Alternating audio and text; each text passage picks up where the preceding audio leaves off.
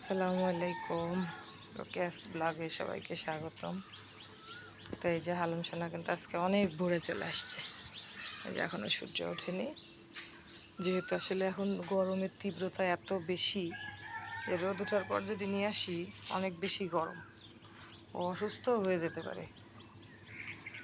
এই জন্য আর কি তাড়াতাড়ি চলে আসছে আজকে। আমরা ফজরের পরপরই মাশাআল্লাহ অনেকগুলা কাক উড়ে যাচ্ছে।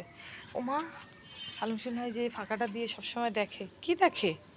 এই ওখান থেকে কি দেখে হালুম সোনা? কি দেখে কি?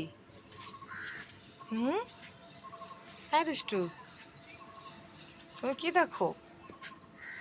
সবাই হালুম সোনাকে দেখে মাশাআল্লাহ বলবেন। ও তো একটু একটু হইলেই অসুস্থ হয়।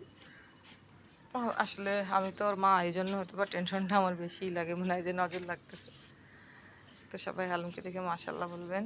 এই পচা পচা, কি গন্ধ শুকে বেড়াচ্ছে, ছে, পাখির গু মনে হয়। সি সি সি সি সি, ছে, আল্লাহ, ইয়ে কি?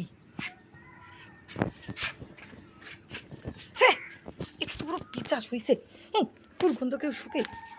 সে হাট হাট হাট, এদিকে হাট। কি করবো আমি? এই পাখি সারা রাত্র পাখিতে পিপটি করে এখানে বসে বসে।